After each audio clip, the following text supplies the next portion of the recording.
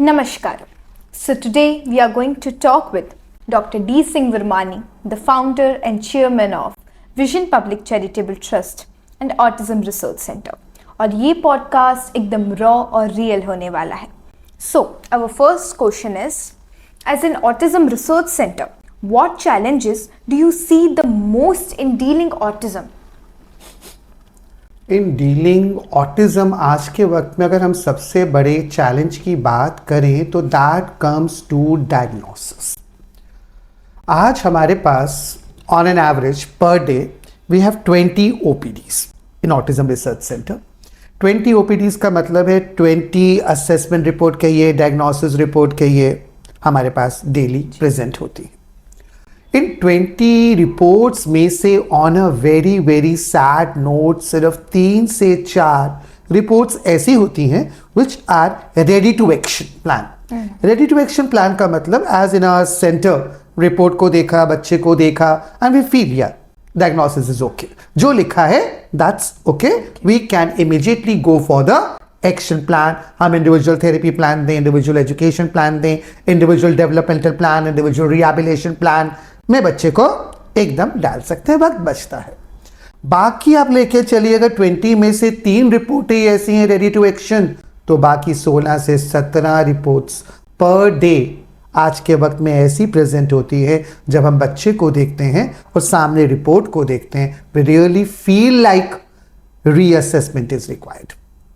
दोबारा से डायग्नोसिस करना पड़ेगा. रिपोर्ट कुछ कह रही है, बच्चा कुछ कह रहा है. तो आज के वक्त में बहुत सीरियस प्रॉब्लम है डायग्नोसिस. और अगर डायग्नोसिस गलत तो शायद आगे का तो पूरा प्लान आउट ही गलत हो जाएगा.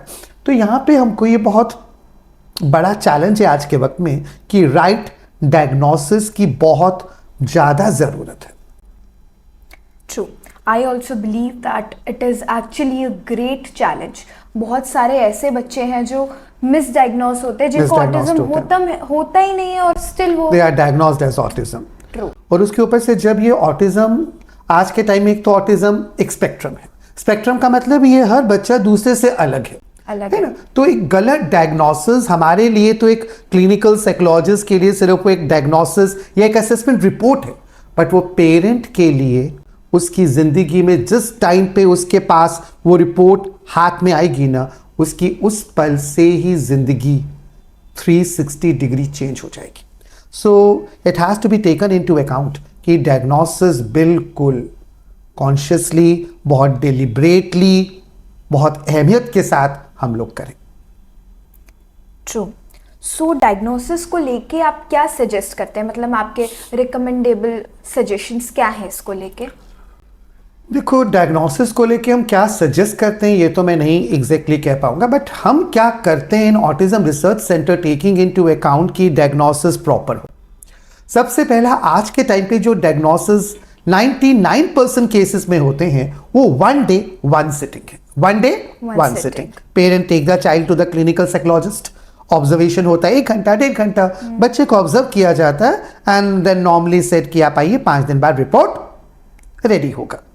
तो एक सिटिंग, एक session is not the right way of diagnosis in autism. वो भी जब ये स्पेक्ट्रम है, वो भी जब ये इतना बड़ा चैलेंज है, और वो आज के वक्त में जब हर बच्चा दूसरे से अलग है, और जब आज ऑटिज्म एक इतना बड़ा चैलेंज बन के आ रहा है, जब 68 में से एक बच्चे को ऑटिज्म हो रहा है, वो भी अलग अलग वेरियस फॉर्म्स में आ रहा है. तो 1 day 1 sitting तो जस्टिस नहीं है किसी भी हाल में रिगार्ड टू द डायग्नोसिस. अब हम क्या करते हैं, हमारे यहां जो सिस्टम है that is integrated diagnosis system. Integrated 5-day diagnosis system.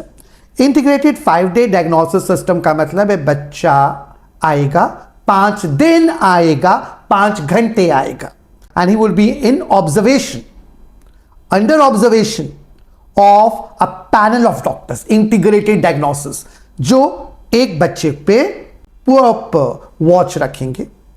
Clinical psychologist भी होगा, फिजियोथेरेपिस्ट होगा, ऑक्यूपेशनल थेरेपिस्ट होगा, स्पीच थेरेपिस्ट होगा, एक साइकेट्रिस्ट होगा, जो ultimately we are keeping a watch on a child, we are observing a child for 5 days 5 hours. After that, we present a particular diagnosis report. उसके अंदर भी हम ये आज एक्सेप्ट करते हैं, तब भी 99% केसेस में डायग्नोसिस इज राइट, 1% तो तब भी एक चांस होता है कि बच्चा हमने ऑटिस्टिक किया, दो he was autistic, no false out it, but वो साथ में ADHD सिम्टम ज्यादा दिखा रहा था. He was more of ADHD, less of autistic.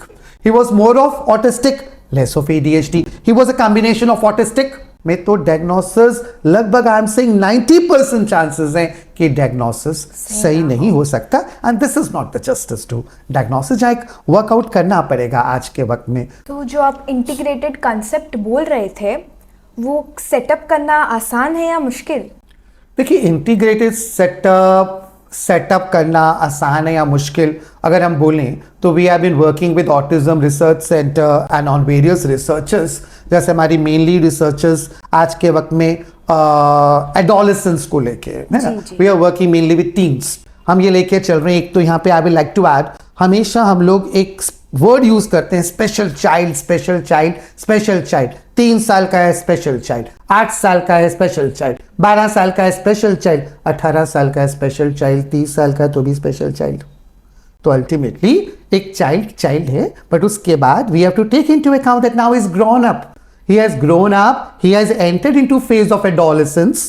उसकी नीड्स, उसकी रिक्वायरमेंट्स, उसकी थेरेपीज बिल्कुल अलग है. तो इस इंटीग्रेटेड सेटअप को सेटअप करने में तो हमें 2016 की जर्नी शुरू हुई थी, आज 2025 तक हम पहुंच गए हैं. Definitely it's hard, I wouldn't say it's easy, because एक 7 बच्चे को ऑब्जर्व करना, बट आज के वक्त की शायद जरूरत है कि आप मिल के डायग्नोसिस लें. खाली क्लिनिकल साइकोलॉजिस्ट अकेला आज के वक्त में डायग्नोस नहीं कर सकता. वो कुछ बेसिक सिम्टम्स को लेके कर पाएंगे, बट कुछ स्ट्रेंथ क्लिनिकल की है, कुछ स्ट्रेंथ एक स्पीच थेरेपिस्ट की है, कुछ स्ट्रेंथ ऑक्यूपेशनल थेरेपिस्ट की है, कुछ स्ट्रेंथ इसमें फिजियोथेरेपिस्ट की भी आज के वक्त में तो एंटर हो चुकी है, उसकी भी स्ट्रेंथ है. तो जब तक ये सारी स्ट्रेंथ एक साथ अंडर ऑब्जर्वेशन नहीं लेते, तब तक डायग्नोसिस नहीं हो सकता. और हमारे इस सिस्टम में एक और बहुत बड़ी कमी है, we lack reporting system. Reports अगर हमारे पास आएंगी तो we normally see a report of a psychologist, a clinical psychologist. We have never seen a report submitted or issued by a speech therapist. हमारे सामने कोई रेयर रिपोर्ट एक आध बॉम्बे का आया है जो ऑक्यूपेशनल थेरेपिस्ट ने अपना रिपोर्टिंग किया. बाकी रिपोर्टिंग में साइंस सिग्नेचर्स किसका? क्लिनिकल साइकोलॉजिस्ट का, है ना. तो यहां पे भी हमको सोचना पड़ेगा कि इस फाइट के अंदर जितना इंपॉर्टेंट रोल डायग्नोसिस के अंदर एक साइकोलॉजिस्ट का है, उतना ही इंपॉर्टेंट रोल एक स्पीच थेरेपिस्ट का है, एक ऑक्यूपेशनल थेरेपिस्ट का है, उतना ही इंपॉर्टेंट रोल पेरेंट्स का भी यहाँ पे है. तो डायग्नोसिस आई वोंट से कि clinical psychologist are at fault, they should change. Here parents should also think on this issue. ये बहुत बड़ा सवाल है अपने आप में, और बहुत बड़े सवालों का जवाब है. कैसे इतनी बड़ी प्रॉब्लम का डायग्नोसिस एक दिन और एक सिटिंग? तो इट्स अ बिग क्वेश्चन, और बहुत सारे सवालों का जवाब भी अपने आप से मांगता है. यहाँ पेरेंट्स को भी इस बात को एक दफा सोचना पड़ेगा कि कहीं ना कहीं डायग्नोसिस एक बहुत बड़ा चैलेंज है, और ये अगर सही है तो आगे का पाथ, आगे की जर्नी प्लान हो पाएगी. हम एक लेवल तक पहुंच पाएंगे, अपने गोल्स तक पहुंच पाएंगे, वरना it's really hard. It's all total wastage of time होगा. सो जैसे आप कह रहे थे, one day assessment is really injustice. Is injustice. तो इंटीग्रेटेड सेटअप करना भी आसान नहीं है फॉर इंडिविजुअल प्रैक्टिशनर्स. सो इसका सोल्यूशन क्या है? देखिए, मैं अगर आपको एक डायग्नोसिस का पूरा क्रम बताऊं कि हाउ होता क्या है एक पेरेंट की जर्नी में. एक पेरेंट की जर्नी में एक पेरेंट एक क्लिनिकल साइकोलॉजिस्ट के पास आज अपने बच्चे को लेके गए. फर्स्ट मीटिंग है ना. फर्स्ट मीटिंग हुआ, बच्चे को ऑब्जर्व किया, 1-1.5 घंटे का सेशन हुआ, एंड देन डेफिनेटली ये कोई मेडिकल एग्जामिनेशन नहीं है कि आपने बच्चे को स्टेज पे लिपटा दिया, कोई हमारे पास मशीन्स हैं and it is being diagnosed like other. अब यहाँ पे जो भी हो रहा है वो साइकोलॉजिस्ट भी जो समझ पा रहा है, वो कैसे समझ पा रहा है? पेरेंट्स के क्वेश्चन से, है ना. तो लगभग पहले सेशन में तो पेरेंट्स ही बोलते हैं, पेरेंट्स ही बता रहे होते हैं. ऐसा है, बच्चा घर में ऐसा करता है, ये करता है, ऐसे कूदता है, आई कांटेक्ट नहीं करता है, ऐसे सोता है। क्लिनिकल साइकोलॉजिस्ट भी चंद सवाल पूछ रहे होते हैं। तो पहले सेशन में जो डायग्नोसिस का हमारे यहाँ का तरीका है वो क्या है? पेरेंट एंड क्लिनिकल साइकोलॉजिस्ट का आपस में कम्युनिकेशन, कन्वर्सेशन, जहां पे सवाल और जवाब से एक क्लिनिकल साइकोलॉजिस्ट बच्चे को ऑब्जर्व करता है और ये पता लगाता है कि ये ऑटिज्म, ADHD या किस सिंड्रोम में फॉल हो रहा है या नहीं हो रहा है, या है तो किस लेवल में फॉल। अब यहां पे होता क्या है, पेरेंट आते हैं, क्लिनिकल साइकोलॉजिस्ट को चंद बातें बताते हैं, बताने के बाद उसके कैबिन से बाहर निकलते हैं। कैबिन से बाहर निकलते मम्मी को क्लिक होता है, वही यार ये नहीं बताया। चलो चलते चलते गाड़ी स्टार्ट करते हैं। गाड़ी चलाते चलाते घर तक जाते जाते 3 बातें और याद आती हैं, यार ये भी रह गया बताना। फिर घर में खाना बनाते हुए डाइनिंग टेबल पे 4 बातें और याद आती हैं। फिर अगले दिन बच्चे को ऑब्जर्व करते हुए एक बात और याद आती है।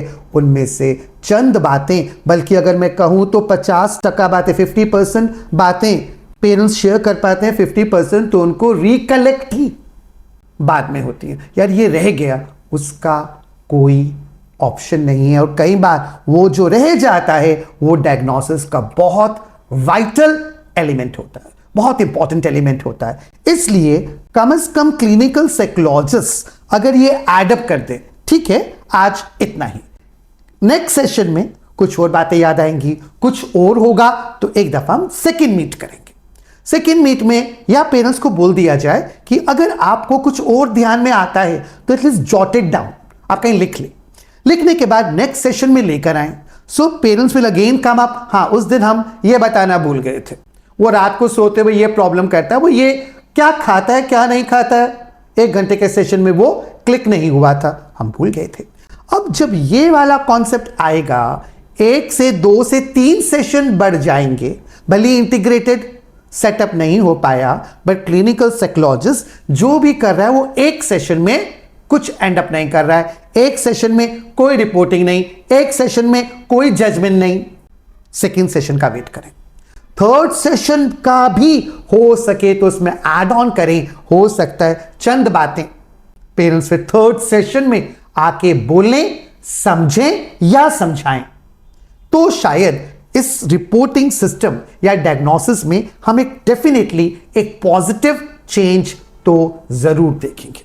So this can bring definitely a very positive change. जहां तक बात अपने रिपोर्टिंग सिस्टम की कि how the reporting system should be, and I notified you. एक तो reporting system should be such, because हम बार बार इस बात को लेके चल रहे हैं here, all clinical psychologist, all who are into the assessment process, diagnosis process, उनको एक बात को बहुत क्लियर लेना पड़ेगा। आपकी रिपोर्ट सिर्फ रिपोर्ट नहीं है, ये कोई ब्लड रिपोर्ट नहीं है कि आपने दी, उसने डॉक्टर को दिखाया, डॉक्टर उसकी दवाई लिख देगा और आपका खून बढ़ जाएगा, डायबिटीज है तो इंसुलिन मेंशन कर देगा, ये वो नहीं है। It is something really really really really life changing, not for a parent but for the family as a whole. आप उसके हाथ में उस समय रिपोर्ट नहीं पकड़ा रहे हैं, आप उसके हाथ में उसकी जिंदगी का एक ऐसा फलसफा पकड़ा रहे हैं जिसके बाद उसकी जिंदगी 360 डिग्री चेंज हो जाएगी। शायद उसके बाद वो कैसे संभलेंगे, क्या संभालेंगे, तो आपको ये लेके चलना है कि आपकी डायग्नोसिस, आपके अल्फाज जो आप रिपोर्ट में मेंशन कर रहे हैं, वो एक जिंदगी नहीं, वो पूरी परिवार की जिंदगी बदलने जा रही है, और वो भी शायद बहुत लंबे सफर के लिए। तो ये कोई 1, 2, 3 चंद सालों की बात नहीं होगी, उसके बाद का पूरा सफर एक अलग हो जाएगा। तो ऐसे में इतना बड़ा स्टेटमेंट के लिए हमें समझना पड़ेगा, रिपोर्ट नहीं है, वो बहुत बहुत बड़ी चीज है। वो सिर्फ एक नॉर्मल डायग्नोसिस नहीं है आम बीमारी का, वो डायग्नोसिस को जब करें तो इतनी शिद्दत से, इतने डेलिब्रेटली एफर्ट से, और इतने, आपको लग रहा है 3 सेशन भी कम पड़ रहे हैं, लीजिए 4 सेशंस, नहीं हो पा रहे मत रिपोर्ट दीजिए, पर रिपोर्टिंग तब दीजिए जब क्लिनिकल साइकोलॉजिस्ट अपने दिल से 100% श्योर हो, it's now, it's okay. What are the qualities of a good report? क्योंकि क्या होता है ना, पेरेंट्स रिपोर्ट कलेक्ट करते हैं, उनको समझ तो कुछ आता नहीं है, क्योंकि उनकी लाइफ में पहली बार होता है कि वो किसी रिपोर्ट को देख रहे हो। तो मतलब ये चीज़ भी बहुत एसेंशियल होनी चाहिए कि रिपोर्ट आप एक्सप्लेन करो उन्हें। आई रियली एग्री, क्योंकि सबसे पहला तो कॉन्सेप्ट ये, जैसे आपने बोला what are the essentials of a good reporting, so we don't have any fixed format और proforma for reporting, that depends individually on a psychologist.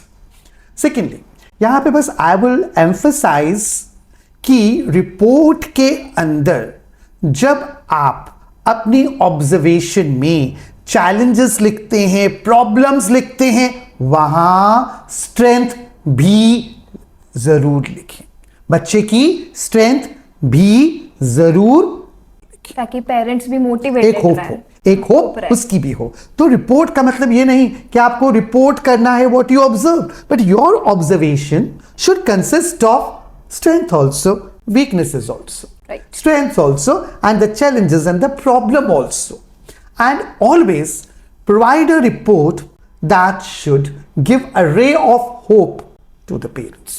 तो strength क्या होगा? और strength तो ये आप ये नहीं कह सकते कि strength हमें नजर ही नहीं आई तो right observation नहीं था। तो ये नॉर्मल ब्लड टेस्ट की रिपोर्ट नहीं है, ये उससे बहुत बहुत बहुत अलग है। वो रिपोर्ट आप रिसेप्शन पे दे सकते हैं, डॉक्टर ने रिपोर्टिंग का टाइम दिया, शाम को रिपोर्ट कलेक्ट कर लीजिएगा, या आपके व्हाट्सएप पे आ गई, या फिर आपने जाके रिसेप्शन से कलेक्ट कर ली। वो रिपोर्ट, ब्लड रिपोर्ट, एक इंसान रिसेप्शन से कलेक्ट करने के बाद अपने फैमिली डॉक्टर को दिखाता है, डॉक्टर उस रिपोर्ट को एक्सप्लेन कर देता है। अब यहां पे जब अगर आप रिपोर्ट वही उसी सिस्टम से, या आपको व्हाट्सएप पे आ जाएगी, या आप आके कलेक्ट कर लीजिएगा फ्रॉम द रिसेप्शन काउंटर और रिसेप्शन टेबल, वो रिपोर्ट ये पेरेंट किसके पास लेके जाएगा? Should he search for another clinical psychologist for the same? नहीं जी। तो यहां पे हमें एक सवाल उठेगा कि अब ये रिपोर्ट, एक तो जब भी कभी हो उस रिपोर्ट को देना नहीं है, उस रिपोर्ट को समझाना है। समझाने के लिए जितना टाइम आपने डायग्नोसिस करते हुए लिया, कम से कम उसका डबल वक्त, डबल सेशंस रिपोर्ट को समझाते हुए लीजिए। बिना समझाए रिपोर्ट का कोई, आप पेरेंट्स को कंफ्यूज कर रहे हैं, उसके बाद आप लेके चलिए। जब आप ये रिपोर्ट को पेरेंट्स को हैंड ओवर कर रहे हैं, एट दैट टाइम आप उस रिपोर्ट में, जैसे I mention out, a good report should even mention the strength of a child, and good report should be practical enough कि वो जो recommendations एक CP लिख के देते हैं, recommendations में मतलब now onwards he required occupational therapy, from now onwards he recommended speech therapy, from now onwards he mentioned integrated schooling, from now onwards he mentioned sensory integration। आप ऐसे words लिख के दे रहे हैं, ये उसकी जिंदगी में पहली बार आ रहे हैं। उससे पहले उसने कभी ऑक्यूपेशनल थेरेपी नाम की कोई थेरेपी एग्जिस्ट करती है, पेरेंट को नहीं मालूम था। एक सेंसरी इंटीग्रेशन नाम की एक थेरेपी होती है, ये पेरेंट को नहीं मालूम था। Now what therapy is, how is it, कौन इसको देगा, किधर जाके ये थेरेपी लेंगे, कैसे ये थेरेपी होती है। डेफिनेटली देने वाले सेंसरी इंटीग्रेशन थेरेपिस्ट अलग हैं, ऑक्यूपेशनल थेरेपिस्ट अलग हैं, स्पीच थेरेपिस्ट अलग है, but what the therapy means, what the therapy is, what the therapy is about, and how essential the therapy is, why he recommended। ये बहुत सारे why के सवाल के जवाब एक सीपी की रिस्पॉन्सिबिलिटी है। पेरेंट मांगे या ना मांगे, आप उनको बिठाएं, रिपोर्ट समझाएं और रिपोर्ट में बोलें what OT is, what speech is, what's the role of sensory integration, what's the importance of sensory integration, और कहां पे ये दी जाएगी, कौन ये देंगे, कितने सेशंस होंगे, कैसे ये होती हैं। हाँ, definitely once a parent will go to definitely वो सर्च करेंगे, a good occupational therapist near me, best in your city, वो सर्च जरूर करेंगे। बट वो जाएं तो ऑक्यूपेशनल थेरेपी के पास जाते हुए कुछ उनको आइडिया है। वो एक सीपी की रिस्पॉन्सिबिलिटी है आज के वक्त में। उसके ऊपर से ये आप बिल्कुल लेके चले हैं and we really emphasise and we do practice out here. हम जब भी रिपोर्ट हैंड ओवर करते हैं ना, वी आस्क कि आप एक फैमिली काउंसलिंग सेशन का अपॉइंटमेंट लेके जाएं। बिल्कुल फैमिली काउंसलिंग बहुत जरूरी है, बिकॉज होता क्या है, ये बहुत रियल ग्राउंडेड फैक्ट्स हैं। जो भी रिपोर्ट लेने आएगा, मम्मी आएगी या पापा आएगा, रिपोर्ट खोलने से पहले ही पूछेंगे क्या निकला। उनका सवाल, अरे पढ़ना तो बाद में है, वो कहाँ आपने ऑब्जर्वेशन में लिखा है, सब ठीक है, क्या निकला है, क्या ऑटिज्म है, ये उनके पहले ही सवाल रिसेप्शन से ही आ जाएंगे। ये है, वो बोलेगी हाँ आया है। बस जहां आपने बोला आया है या जहां उसने ऑब्जर्वेशन में पढ़ लिया है, वहां पे वो सिर्फ 10% ही सुन पाएगा, 90% तो वो अपने ही जोन में चला जाएगा, है ना। तो उस समय आप उनको एक अपॉइंटमेंट दें कि अब आप ये रिपोर्ट को लेके जाएं, पर रिपोर्ट के बाद आप समझने ज़रूर आएँ। और एक पेरेंट अगर समझे तो कोशिश करे कि दोनों आके समझें। आप मम्मी को समझाएंगे, मम्मी 10% सुनेंगी, 90% अपने ही जोन आउट हो जाएगी। अब क्या आगे का क्या, जो हम बोल रहे हैं वो 10% ही सुनेंगी। और उसको जाके घर में क्या होगा, जैसे शी विल एंटर, पापा क्या निकला, क्या हुआ, क्या बताया, सुन के तो आई है बस 10% ही है, और उसमें से भी वो कितना बयान कर पाती है। Again father into tension, because पूरी बात तो आप एक्सप्लेन नहीं कर पाए। तो I emphasise on to, I request even the parents and the clinical practitioners कि आप फैमिली काउंसलिंग को जरूर अहमियत दे while handing over the assessment और डायग्नोसिस रिपोर्ट से। Whole family is on a journey from family, the life of whole family will change, 360 degree change. और हर कोई सवाल खत्म नहीं होते। जैसा जब वो कुछ बताएंगे, पेरेंट के दिलो दिमाग में दूसरे और बातें आएंगी, घर जाते हुए और बातें आएंगी। ऐसी जर्नी रहेगी आफ्टर रिपोर्टिंग। कुछ समझ में आया, फिर अगर ये भी तो पूछ लेते, फाइन जी, उसके बाद यार ये होता तो, या ये तो हमने बताया नहीं था। बहुत सारे सवाल रिपोर्ट को लेकर आएंगे। इसलिए बहुत जरूरी है रिपोर्ट को प्रॉपरली पेरेंट्स को एक्सप्लेन करना। इवन जो आपने रिकमेंडेशंस दिए हैं, अब डेफिनेटली आपने ओटी लिखा है, ओटी को तो एक ऑक्यूपेशनल थेरेपी अच्छे से एक्सप्लेन कर पाएगा, स्पीच थेरेपी को एक स्पीच थेरेपिस्ट ही अच्छे से एक्सप्लेन करेगा। बट कम से कम आप उसको एक अच्छे से समराइज करके, उसका माइंड सेटअप करके उनके पास भेजे, तो वो स्पीच थेरेपी जाए तो उन्हें मालूम हो what the speech therapy will do, how it will effect, what's the role. ऐसे ऑक्यूपेशनल प्लस आई नोटिफाइड, आप प्लीज ये पक्का देखें कि बाय डिफॉल्ट तो कहीं आप ओटी नहीं लिख रहे हैं।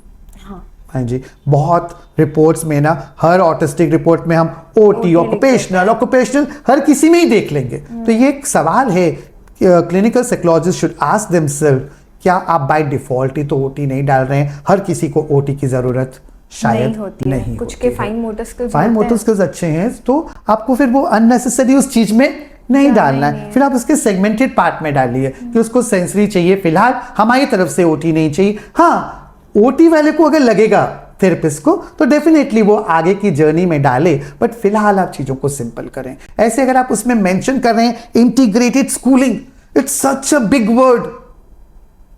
क्या आपके शहर में वो है? वो कैसा होता है?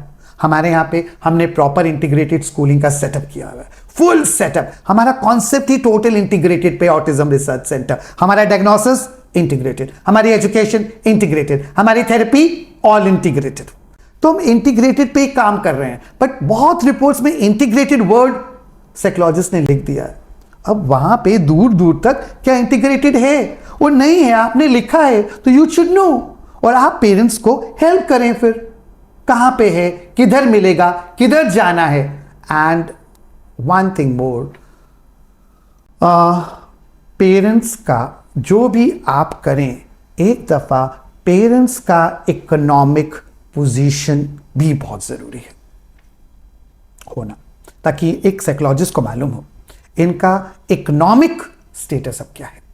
भाई जी, कितना पैसा है, कौन कौन क्या, उस हिसाब से भी आप बहुत कुछ हेल्प आउट कर सकते हैं अगर एक क्लिनिकल साइकोलॉजिस्ट रियलिटी में इस बात को लेके चले। तो कैसे?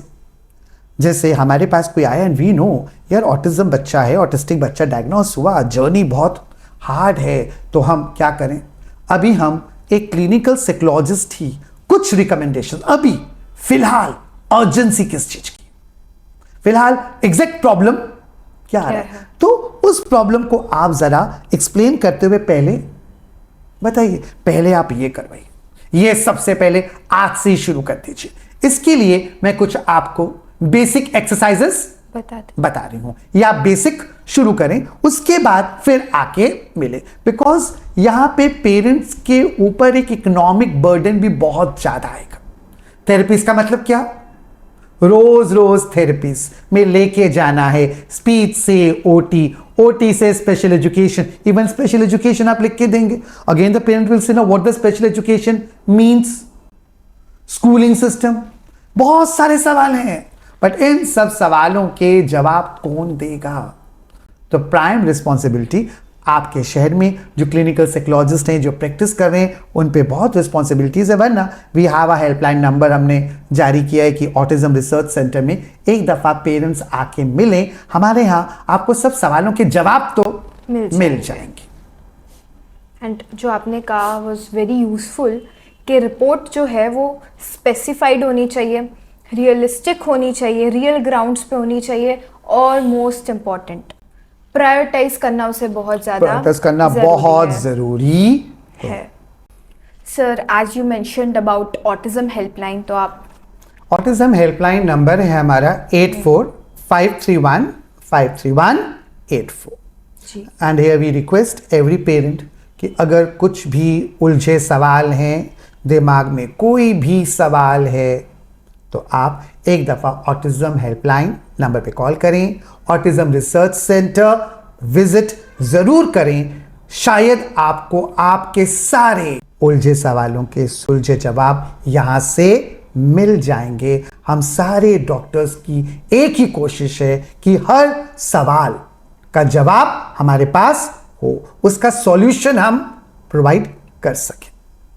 एंड जैसे कि गुजरात के पेरेंट्स हैं, वो तो आपके यहाँ विजिट कर पाएंगे, बट ऑल ओवर इंडिया के लिए ऑल ओवर इंडिया के लिए हम we are basically we have online sessions, okay, है ना, and we again want to very clearly figure out it's an autism research centre, हम कोई इकोनॉमिक यूनिट नहीं है, इट्स एन एनजीओ, राइट जी। We are working on the basis just for one motive, let's get ready to fight autism, fine ji, and that can only be done if we come out of all the business intent. It should be serving people, joining hands. So we also have a doctor parents program. Under doctor parents program हमारा एक ही intention है कि on every Saturdays we try to go for doctor parents program where the parents now need to be made facilitators right in the journey. तो doctors बैठें, आप सवाल पूछें, सीखें, ताकि आप facilitators बन सकें. We even have a program known as parents participation program where parents come, do participate, and we again emphasize. बहुत सारे हमारे पास क्या होता है, OT में क्या दिया पता नहीं, वो बच्चे को कैबिन में ले जाते हैं, अंदर होता है। स्पीच थेरेपी में वो कैबिन में बच्चे को ले जाते हैं, mummy is not known what the speech therapy में क्या दिया, कैसे दिया, क्या दिया, और उसका देने के पीछे साइंटिफिक रीजन क्या था।